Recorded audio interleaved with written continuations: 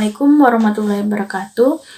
Di sini kami sebagai kelompok 12 akan mempresentasikan tentang obat wajib apotik dan pencatatan obat wajib apotik. Di sini anggota kelompok 12 ada 4 orang. Saya sendiri, Rafidalun Nur Aisyah, Uma Istiqomah Dwi Putri, Elisa Maulia Rahma, dan Indah Tartila. Nah, untuk penjelasan secara umum, apotik adalah sarana pelayanan kefarmasian tempat dilakukannya praktek kefarmasian oleh apoteker. Nah, apoteker adalah sarjana farmasi yang telah lulus sebagai apoteker dan telah mengucapkan sumpah jabatan apoteker. Untuk apoteker sendiri itu bukan hanya berperan di apotek, tapi bisa juga di industri, di PBF, di rumah sakit, puskesmas, maupun di apotik. Nah, untuk di industri sendiri itu diatur pada PP nomor 51 tahun 2009. Nah, untuk di farmasi di PBF itu diatur pada BPOM tahun 2019. Di rumah sakit dapat dilihat pada PMK nomor 72 tahun 2016. Pada puskesmas dapat dilihat pada PMK nomor 74 tahun 2016. Dan yang terakhir adalah peran apoteker di apotik dapat dilihat pada PMK nomor 73 tahun 2016. Nah, peran apoteker di apotik sendiri itu dibagi 2 peran. Yang pertama, berperan dalam pengelolaan sediaan farmasi dan pelayanan klinik. Untuk pengelolaan sediaan farmasi itu ada perencanaan, pengadaan, penerimaan, penyimpanan, pemusnahan, pengendalian, pencatatan, dan pelaporan. Untuk perencanaan sendiri, biasanya apoteker itu tidak semena-mena dalam merencanakan. Harus dilihat dari data prevalensi penyakit di lingkungan tersebut, misalnya seperti itu. Nah, untuk pengadaan sendiri, pengadaan juga harus melalui jalur khusus, misal melalui jalur PBF resmi yang sudah terdaftar. Penerimaan sendiri, penerimaan tidak hanya menerima barang, tapi apoteker juga harus memastikan mutunya. Bisa dilihat dari kesesuaian barang yang diterima dengan surat jalan dari distributor. Nah, dilihat juga kesesuaian antara batch sama surat pesanan atau juga expired date dan keadaan stabilitas dari sediaan tersebut. Nah, penyimpanan sendiri juga harus dilakukan sesuai dengan data stabilitas dari masing-masing pabrik untuk masing-masing sediaan. Nah, pemusnahan sendiri bisa berupa pemusnahan obat dan juga pemusnahan resep. Pemusnahan obat biasa itu biasanya hanya dilakukan oleh apoteker dan disaksikan oleh TTK. Nah, khususnya untuk narkotik dan psikotropik biasanya harus dengan pengetahuan Dinkes dan juga BPOM. Pengendalian sendiri itu kita sebagai apoteker juga harus bisa mengendalikan apotek kita. Jangan sampai ada over stok pada apotek kita yang nantinya obat itu akan expired sebelum digunakan. Nah, untuk penyatatan sendiri ini harus terdokumentasi dengan benar. Dari mulai awal sampai akhir semua harus terdokumentasi dengan benar. Pelaporan sendiri biasanya tuh pelaporan untuk narkotik psikotropik misalnya itu biasanya dilakukan 1 bulan sekali. Nah, untuk pelayanan klinik itu bisa berupa pengajian resep. Jadi ketika ada resep datang itu apoteker harus melakukan screening pada resep, baik untuk melihat keresmian resep maupun kita harus paham apakah ada DRP atau tidak pada resep tersebut. Nah, dispensing ini berupa kegiatan mulai penyiapan obat, pemberian obat, sampai pemberian informasi kepada pasien. PIO, ketika ada pasien datang ke apotik, sebisa mungkin kita itu harus memberikan informasi sebagai pendidikan untuk pasien. Konseling itu biasanya berupa informasi yang 2 arah dari kita sebagai apoteker dan dari pasien sebagai orang yang membutuhkan informasi. Jadi informasi di sini berbentuknya 2 arah, bukan hanya 1 arah. Nah, untuk home care sendiri biasanya apoteker itu visit ke rumah-rumah, khususnya untuk pasien yang menggunakan obat dengan penggunaan khusus. Misal penggunaan insulin seperti itu. Kita harus memastikan bahwa pasien tersebut mengerti cara menggunakan insulin dan benar pada saat pemakaian. Pemantuan terapi obat dan misu ini bisa dilakukan apoteker dengan pembuatan PMR di apotik. Jadi ketika ada PMR, kita sudah tahu adanya efek samping obat bagi pasien. Jadi kita tidak akan memberikan obat tersebut untuk menghindari efek samping yang kemungkinan muncul. Nah, sediaan farmasi sendiri itu berupa obat, bahan obat, obat tradisional, dan kosmetik. Penggolongan obat sendiri itu diatur dalam Permenkes nomor 917 tahun 1993, lalu diperbarui dengan Permenkes RI nomor 949 tahun 2000. Obat sendiri ada 6, obat bebas terbatas, obat keras, wajib apotik, narkotik, dan psikotropik. Nah, untuk tandanya sendiri itu sudah beda, ini hijau, biru, K dengan lingkaran hitam, dan ini untuk narkotik. Untuk obat bebas sendiri, itu bisa digunakan bebas tanpa resep dokter. Nah, obat bebas terbatas itu sejatinya ada obat keras yang penggunaannya itu bisa menggunakan tanpa resep dokter, dan pemakaiannya harus diawasi. Biasanya dijual dalam bungkusan asli dan ada tanda peringatan di baliknya, misal P nomor 1, P nomor 2, sampai P nomor 6. Obat keras sendiri itu wajib diserahkan dengan resep dokter. Nah, sementara obat wajib apotik ini adalah obat keras yang dapat diberikan oleh apoteker di apotik tanpa resep dokter.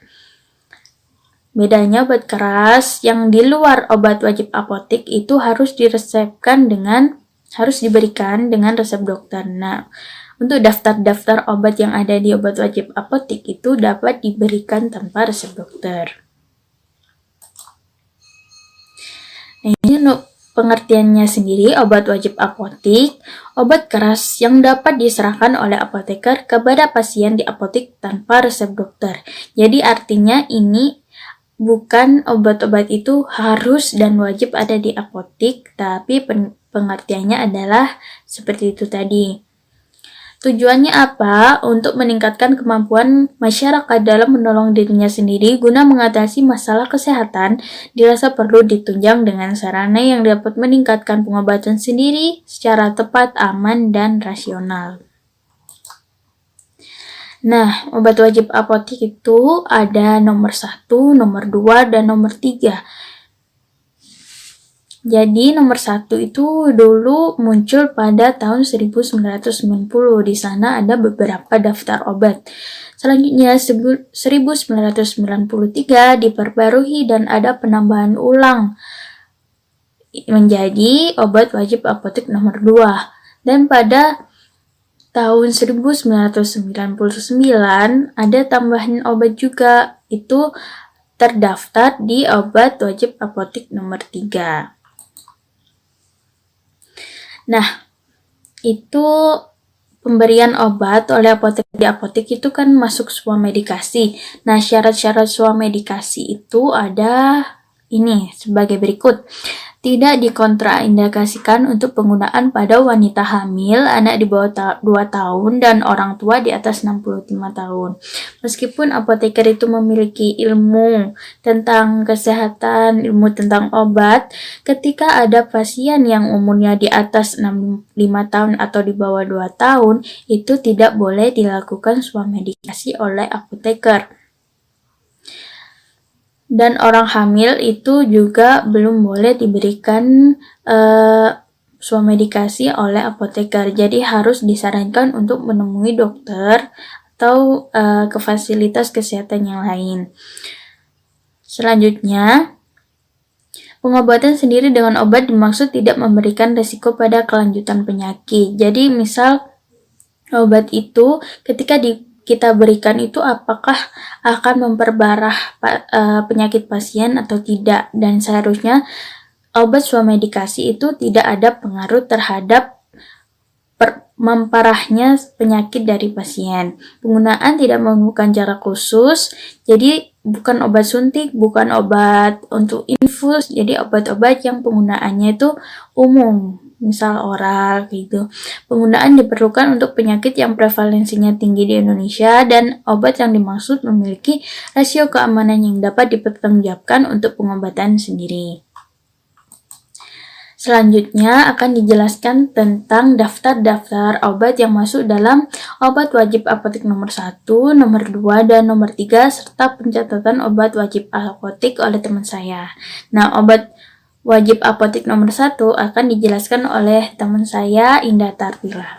Assalamualaikum warahmatullahi wabarakatuh. Perkenalkan, nama saya Indah Tatila Wulandari. Saya akan melanjutkan presentasi dari teman saya sebelumnya, yakni Rofidatul. Kali ini saya akan menjelaskan terkait obat wajib apotek nomor 1. Obat wajib apotek nomor 1 ini dikeluarkan pada tahun 1990 dalam Kemenkes nomor 347. Dalam obat wajib apotek nomor 1 ini terdapat 7 kelas terapi. Langsung saja, yang pertama yakni kelas terapi oral kontrasepsi. Dalam oral kontrasepsi dibedakan menjadi 2 kategori. Yang pertama kategori tunggal dengan nama obat linestrenol. Ini dapat diberikan untuk 1 siklus pemakaian. Dengan catatan untuk siklus pertama harus dengan resep dokter. Kemudian akseptor dianjurkan untuk kontrol ke dokter setiap 6 bulan. Kemudian yang kedua kategori kombinasi dengan nama obat antara lain etinodiol diasetat mestranol, kemudian norgestrel etinil estradiol, kemudian linestrenol etinil estradiol, kemudian levonorgestrel etinil estradiol, dan lain sebagainya. Ini juga dapat diberikan untuk 1 siklus pemakaian dengan catatan akseptor dianjurkan kontrol ke dokter setiap 6 bulan. Kemudian untuk akseptor tingkatan baru wajib menunjukkan kartu. Kemudian kelas terapi yang kedua yakni obat saluran cerna. Dibedakan menjadi 3 kategori. Yang pertama kategori antacid ditambah sedatif garis miring spasmodik.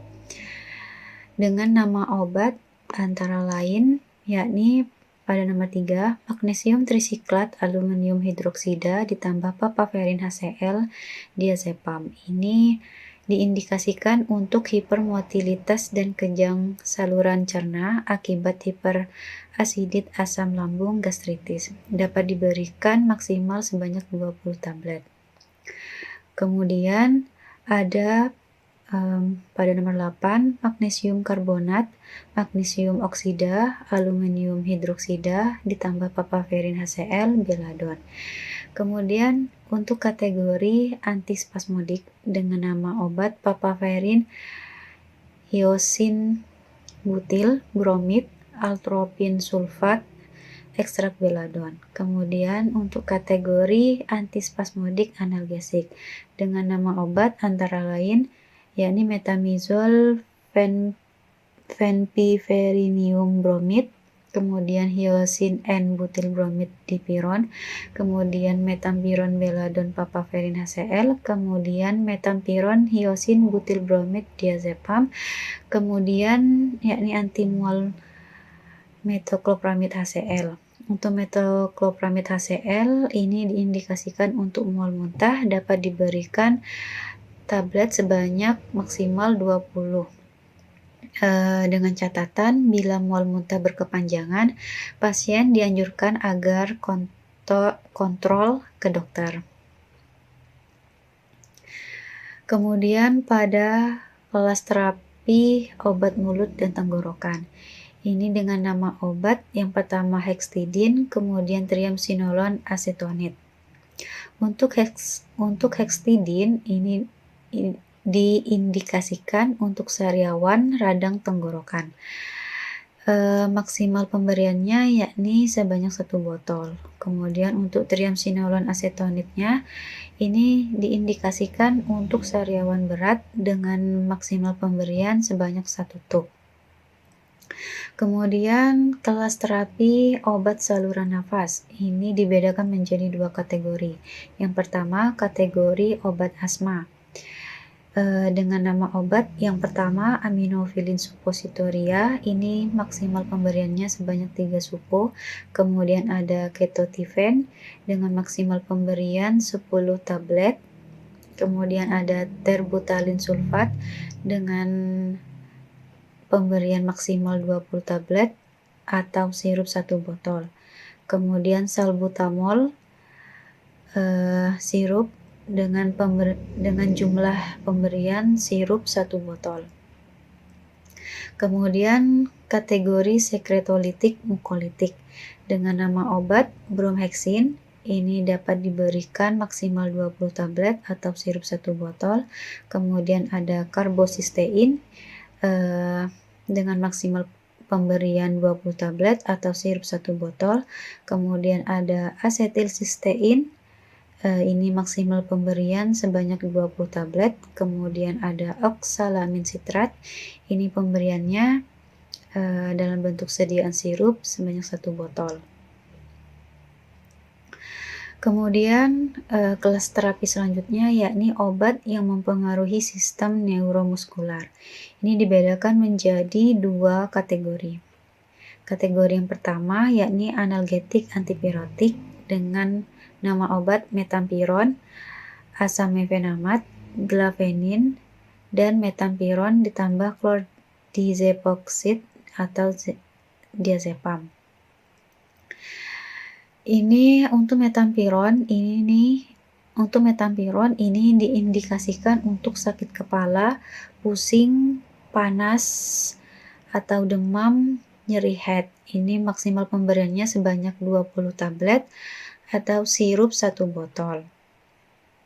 Kemudian untuk asamefenamat diindikasikan untuk sakit kepala atau sakit gigi, ini diberikan maksimal 20 tablet atau sirup 1 botol. Untuk glavenin diindikasikan untuk sakit kepala atau gigi, ini maksimal pemberiannya sebanyak 20 tablet. Kemudian untuk metampiron ditambah chlordiazepam diazepam, ini maksimal pemberiannya sebanyak 20 tablet. Kemudian kategori antihistamin. Ini dengan nama obat antara lain mebidrolin, pemberiannya maksimal sebanyak 20 tablet. Kemudian ada peniramin hidrogen maleat, pemberiannya juga maksimal sebanyak 20 tablet. Kemudian ada dimetinden maleat, kemudian ada astemizol, kemudian oxomenazin, kemudian ada homochlorglycine HCl, kemudian ada dexclorpeniramin.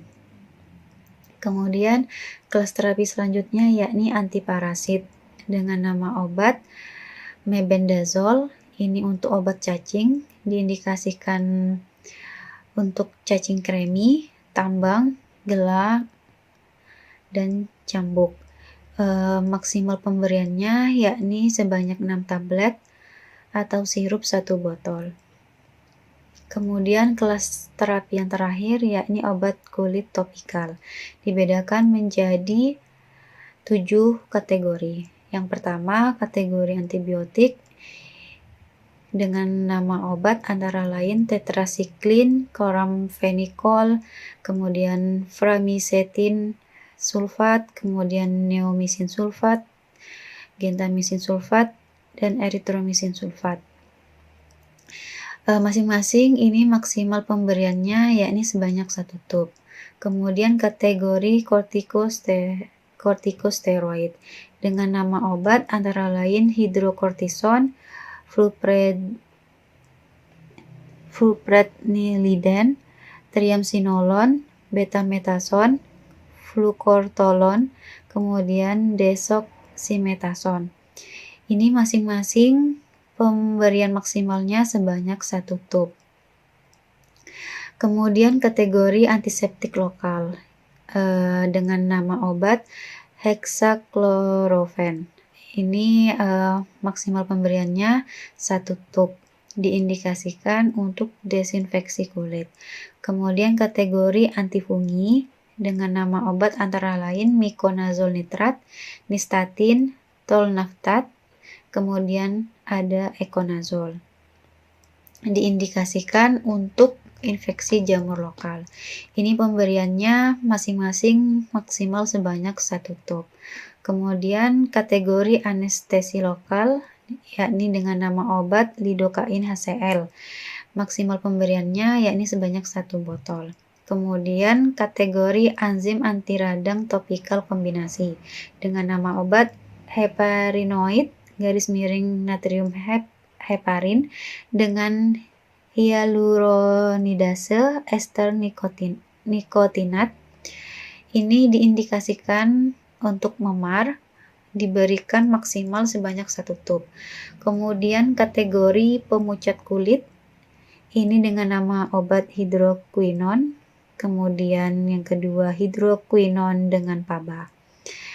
Ini pemberian maksimalnya sebanyak 1 tub masing-masing. Kemudian pada tahun 1999 Menteri Kesehatan Republik Indonesia mengeluarkan keputusan yang tertuang dalam Kepmenkes nomor 1176 terkait obat-obat yang dikeluarkan dari daftar obat wajib apotek. Obat-obat yang dikeluarkan dari daftar obat wajib apotek itu antara lain kelas terapi obat saluran cerna, kategori antasida ditambah sedatif _spasmodik, kemudian kategori antispasmodik ditambah analgesik dengan nama obat metampiron, hiosin, butilbromid, diazepam. Kemudian yang kedua kelas terapi obat mulut dan tenggorokan dengan nama obat hexetidin, di mana indikasinya adalah untuk sariawan radang tenggorokan. Kemudian kelas terapi obat saluran nafas, kategori obat asma dengan nama obat aminofilin suppositoria, kemudian kategori sekretolitik mukolitik dengan nama obat bromhexin. Kemudian kelas terapi obat yang mempengaruhi sistem neuromuskular dengan kategori analgetik antipiretik dengan nama obat glavenin, kemudian ada metampiron ditambah chlordiazepoksid _diazepam. Kemudian kelas terapi antiparasit dengan nama obat mebendazole. Ini indikasinya untuk cacing kremi, tambang, telang, dan cambuk. Kemudian kelas terapi obat kulit tropikal, kategori antifungi dengan nama obat tolnaftat. Ini indikasinya adalah untuk infeksi jamur lokal.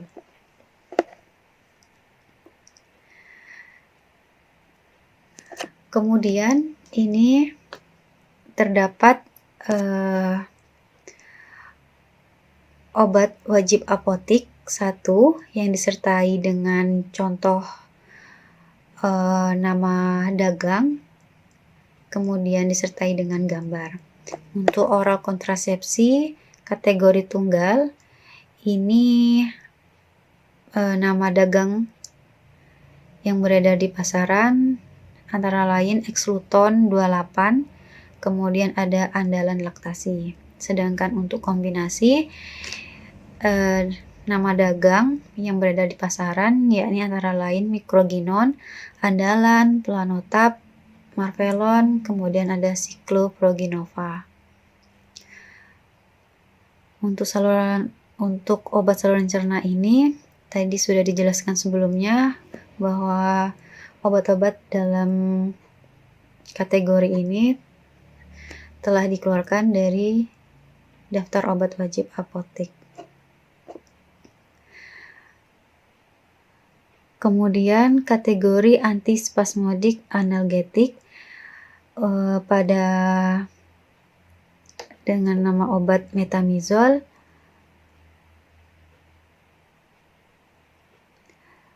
Belladon, Papaverin HCl itu dengan nama dagang Spasminal. Gambarnya seperti pada PowerPoint. Kemudian untuk kategori antimual, metoclopramid HCl, ini nama dagang yang berada di pasaran, yakni ada antara lain Fosea, Primperan, Emeran, dan lain sebagainya.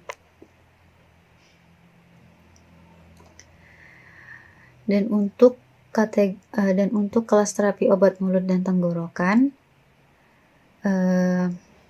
untuk triamcinolone acetonide, ini nama dagang yang berada di pasaran, yakni ketrisin. Diindikasikan untuk sariawan berat. Sediaannya dalam bentuk tub. Kemudian untuk kelas terapi obat saluran nafas, kategori obat asma, ini yang pertama ketotifen, itu adalah nama dagangnya yang berada di pasaran, yakni Profilas. Kemudian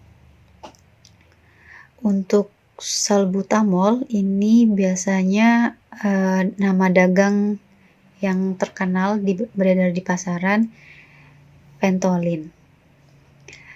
Kemudian kategori sekretolitik mukolitik, ini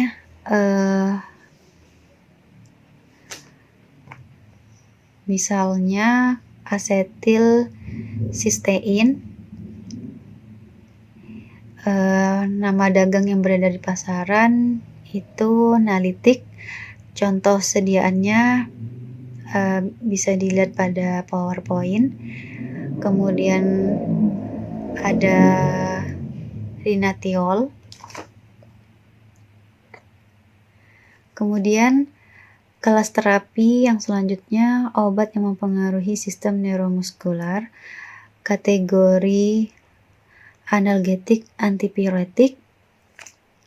Untuk metampiron, nama dagang yang berada di pasaran yakni Novalgin, Infalgin, Norages, dan Betalgin, dan lain sebagainya. Untuk asam mefenamat, yang paling terkenal biasanya yakni Mefinal. Kemudian ada Opistan, Omestan, Pondex, dan lain sebagainya. Untuk kategori antihistamin, untuk peniramin hidrogen maleat, untuk nama dagangnya yang beredar di pasaran yakni ada Avil. Kemudian untuk mebidrolin yang dengan nama dagang Interhistin, atau kemudian ada Histapan. Sedangkan untuk obat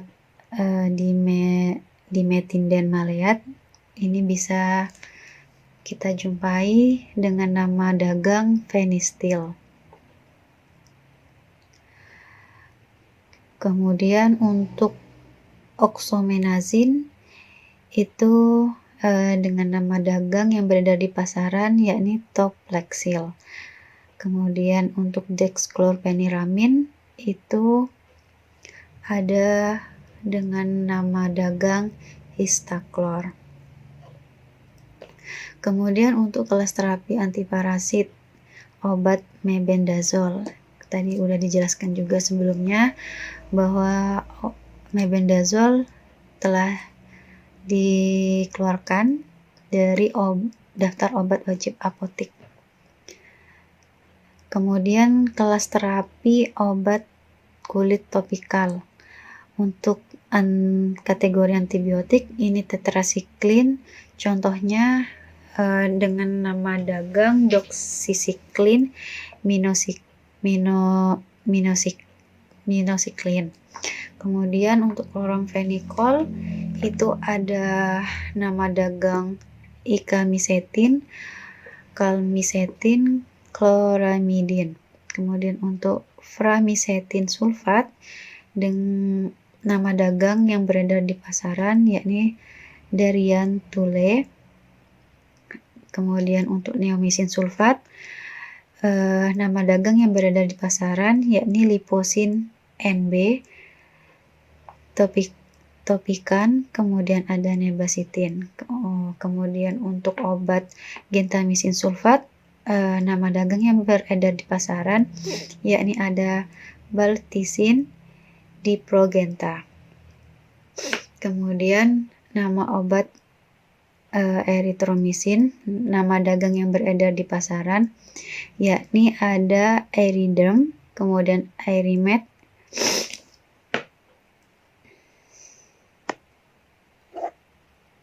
Sedangkan untuk kategori kortikosteroid dengan nama obat hidrokortison, nama dagang yang beredar di pasaran yakni Armacort, Belicort, Dermacort, Encacort, kemudian dan lain sebagainya.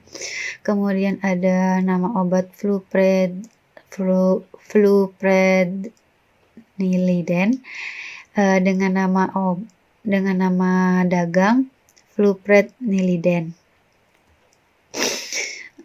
Kemudian nama obat triamcinolone, nama dagang yang beredar di pasaran, ini contohnya adalah triamcinolone, kemudian ada Kenacort A.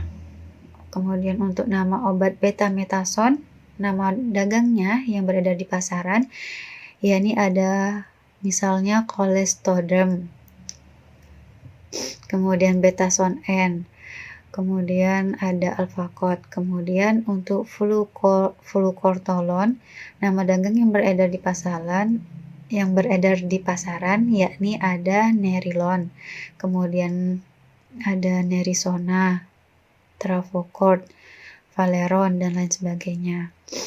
Kemudian untuk desoximetason, nama dagang yang beredar di pasaran, ini contohnya adalah Dercason, Dexigen, Inerson, Topcort, dan lain sebagainya.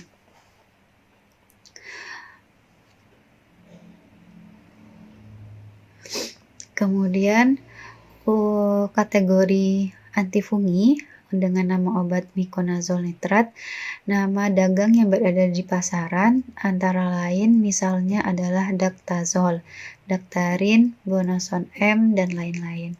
Kemudian Nystatin, nama dagang yang beredar di pasaran itu contohnya adalah Micozet. Contoh sediaannya tertera pada PowerPoint. Kemudian obat Tolnaftat, nama dagang yang beredar di pasaran itu adalah Tolnaftat. Kemudian obat Econazole, nama dagangnya yang beredar di pasaran yakni Econazole. Kemudian untuk kategori anestesi lokal dengan nama obat lidocain HCl, nama dagang yang beredar di pasaran seperti Liposin, kemudian Topsi. Kemudian untuk kategori pemucat kulit ini hidroquinon ya, nama dagang yang beredar di pasaran itu contohnya adalah Revaquin. Ya, dalam bentuk sediaannya bentuk krim seperti itu. Sekian penjelasan saya terkait obat wajib apotik nomor 1. Kemudian penjelasan selanjutnya, presentasi selanjutnya akan dijelaskan oleh teman saya, Uma Istiqomah. Assalamualaikum warahmatullahi wabarakatuh. Nama saya Uma Istiqomah Putri. Saya akan melanjutkan presentasi dari Saudari Indah Tartila. Saya akan menjelaskan mengenai obat wajib apotek 2 dan obat wajib apotek 3. Yang pertama itu ada obat wajib apotek Di sini diambil dari Kemenkes nomor 924 Menkes per 10 tahun 1993. Di dalam OWA nomor 2 ini terdapat 34 jenis obat generik, di mana itu yang pertama ada albendazole, itu memiliki nama dagang berupa Femig Zolcaf, yang kemudian sediaannya berupa tablet. Untuk contohnya seperti yang digambar. Yang kedua ada basitrasin, jumlah maksimal tiap obat per pasiennya itu 1 tub, dengan pembatasan sebagai obat luar untuk infeksi bakteri pada kulit. Yang ketiga itu ada benorilat, di mana jumlah maksimal tiap obat itu adalah 10 tablet. Yang keempat ada bismut subsitrat, maksimalnya 10 tablet, karbinoxamin 10 tablet, clindamycin maksimalnya 1 tub, dengan pembatasan sebagai obat luar untuk akne, di mana contoh sediaannya itu ada benzazil CL sama benzol. Kemudian untuk contoh gambarnya seperti berikut ini. Yang ketujuh itu ada dexamethasone dengan jumlah maksimal pembeliannya itu adalah 1 tub, di mana pembatasannya sebagai obat luar untuk inflamasi. Kemudian untuk yang ke-8 ada dexpanthenol, jumlah maksimal itu ada 1 tub dengan pembatasan sebagai obat luar untuk kulit. Ini merupakan contoh gambarnya berupa nama dagang Bepanthen dan Pasquam. Kemudian untuk nomor 9 ada diclofenac, di mana jumlah maksimalnya itu adalah 1 tube, untuk pembatasannya sebagai obat luar untuk inflamasi. Sediaannya di pasaran itu berupa Flamar, Imoren, Skantaren gel. Untuk contohnya itu seperti ini. Kemudian selanjutnya ada Phenoterol, di mana untuk maksimalnya itu ada 1 tabung. Itu pembatasannya digunakan sebagai inhalasi, di mana sediaan yang berada di pasaran itu ada berupa Birodual dan Birotec. Untuk contoh gambarnya seperti ini. Kemudian selanjutnya ada Flumethasone, dibatasi hanya 1 tube dan pembatasannya sebagai obat luar untuk inflamasi. Selanjutnya ada hidrokortison butirat, pembatasannya itu 1 tube. Kemudian ada ibuprofen. Di sini ibuprofen itu hanya untuk yang tablet dengan kekuatan 400 mg dan 600 mg. Untuk sediaannya itu cukup banyak di pasaran. Salah satunya ada Arven, Axoven, Brufen, dan ini adalah contoh bentuk obatnya. Kemudian selanjutnya ada isoconazole, di mana dibatasi hanya 1 tube dengan dengan sediaan namanya Tracofort. Ini adalah contoh gambarnya. Kemudian ada ketoconazole, di mana maksimalnya itu kadarnya di bawah 2%, yang berupa krim 1 tube dan Scalsol 1 botol. Untuk sediaan di pasaran ini cukup banyak, contohnya seperti Fungasol, Canazol, Ketomed. Untuk gambarnya seperti ini. Selanjutnya ada Levamisole, di mana untuk Levamisole ini pembatasannya tablet dengan kandungan 50 mg sebanyak 3 tablet. Kemudian ada metilprednisolon, dibatasi hanya untuk 1 tube dengan pembatasan sebagai obat luar untuk inflamasi.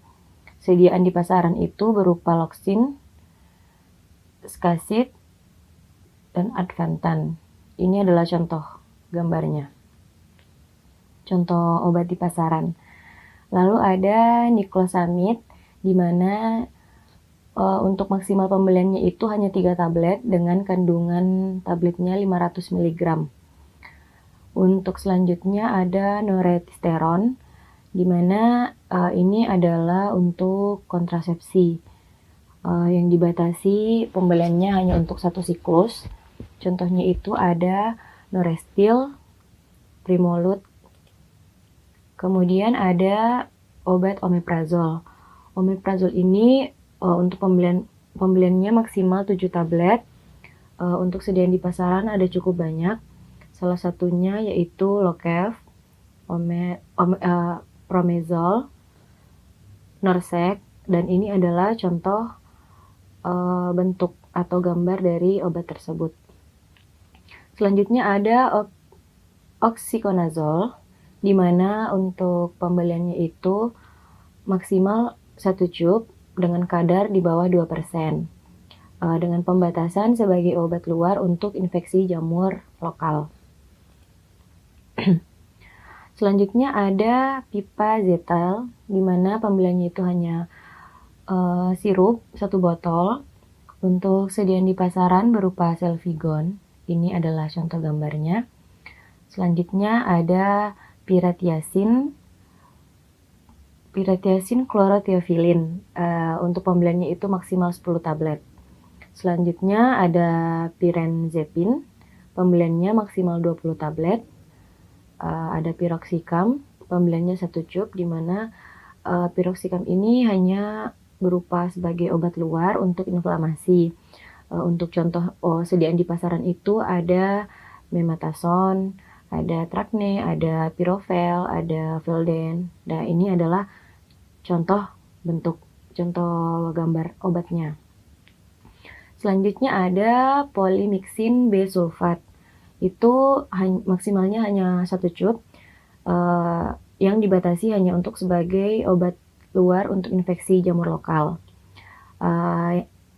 Selanjutnya prednisolon 1 cup, sebagai obat luar untuk inflamasi. Selanjutnya skopolamin, itu dibatasi hanya boleh beli 10 tablet. Selanjutnya sulfadiazin, itu dibatasi pembelian 1 cup, dengan fungsi sebagai obat luar untuk infeksi bakteri pada kulit. Sediaan di pasarnya itu ada burnazin, ini contohnya bisa dilihat. Selanjutnya ada sukralfat. Sukralfat ini pembeliannya hanya maksimalnya 20 tablet. Untuk sediaan di pasaran itu ada Nukral, ada Ulkron, ada Ulkumak.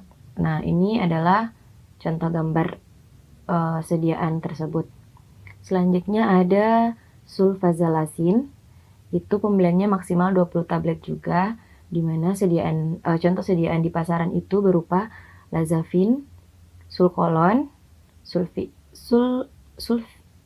sulfitis. Sediaannya itu contohnya seperti ini, bentuk tablet.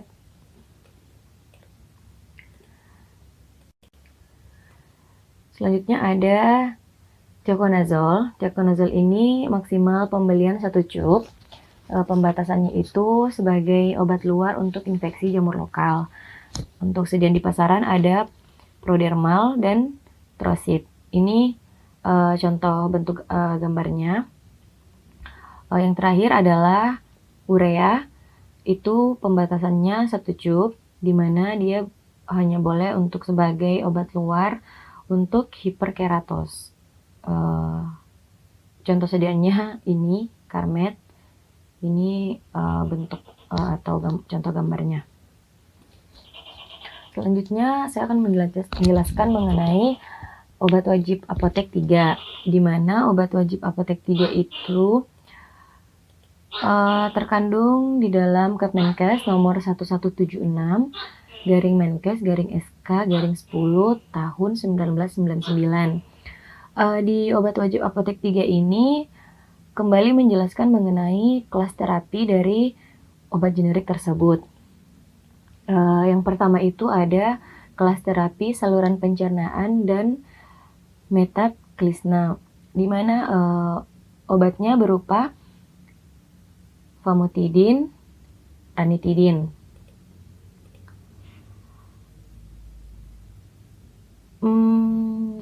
Ya, untuk dari famotidin itu indikasinya untuk anti-ulkus peptik.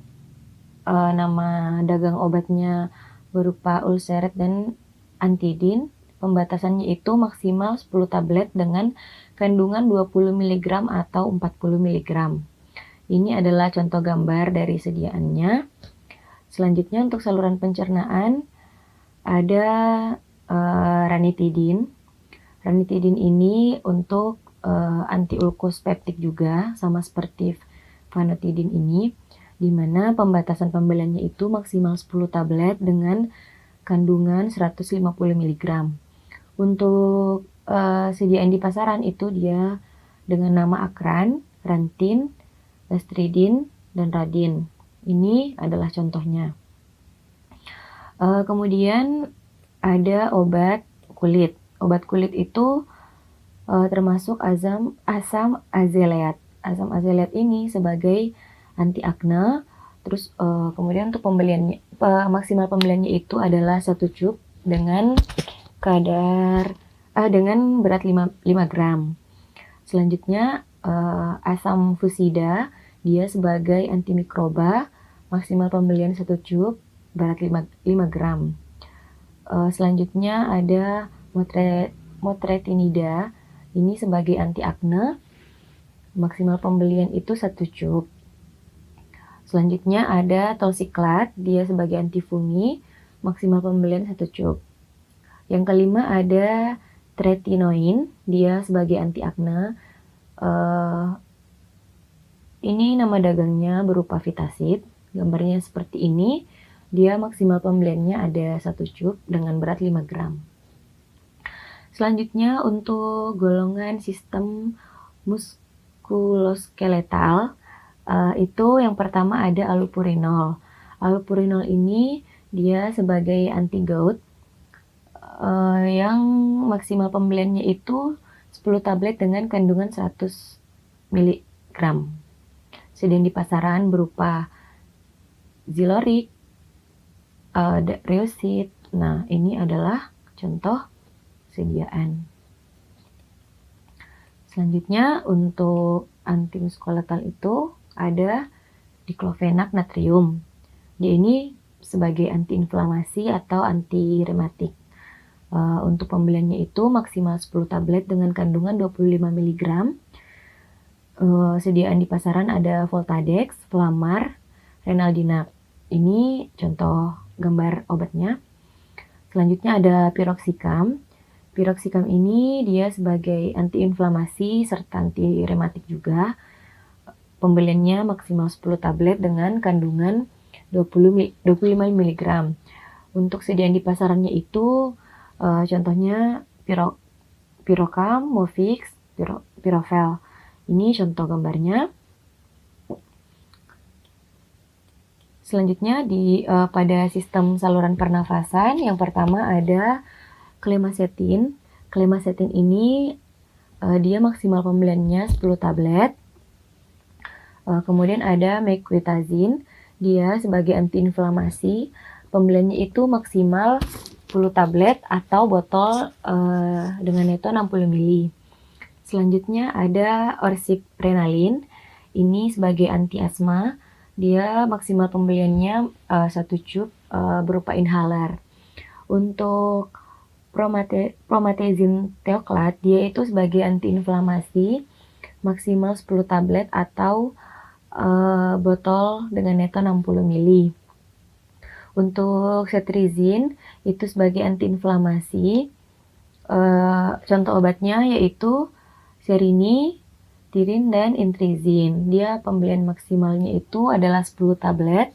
Ini contohnya obatnya, contoh obat Serini. Kemudian selanjutnya ada Ciproheptadine.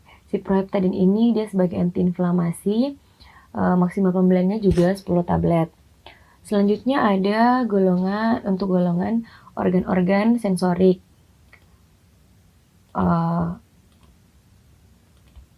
organ-organ sensorik itu yang pertama ada gentamisin. Gentamisin ini berfungsi untuk obat mata dengan merek dagang Syngenta dan Sagestam, di mana pembeliannya itu maksimal 1 cup atau botol sebanyak 5 ml. Selanjutnya ada kloramfenikol. Kloramfenikol ini juga berfungsi sebagai obat mata. Untuk nama dagangnya ada sendofenikol. Dia maksimal pembeliannya adalah 1 cup 5 mg atau botol 5 ml. Yang terakhir untuk organ-organ sensorik itu ada kloramfenikol. Dia sebagai obat telinga, maksimal pembeliannya 1 botol sebanyak 5 ml. Selanjutnya ada antiinfeksi umum. Ini kandungannya itu ada kategoril, ada Kombipek 11, ada fase awal, ada isoniazid 300 mg, rifampicin 450 mg, pyrazinamide 1500 mg, etambutol 750 mg. Ini biasanya dijual 1 paket. Untuk contohnya itu seperti ini. Jadi ini adalah paketan dari semua ini dijadikan dalam 1 paket. Selanjutnya ada hampir sama seperti yang tadi, bisa dilihat masing-masing maksimal pembeliannya adalah 1 paket. Ini contoh gambarnya.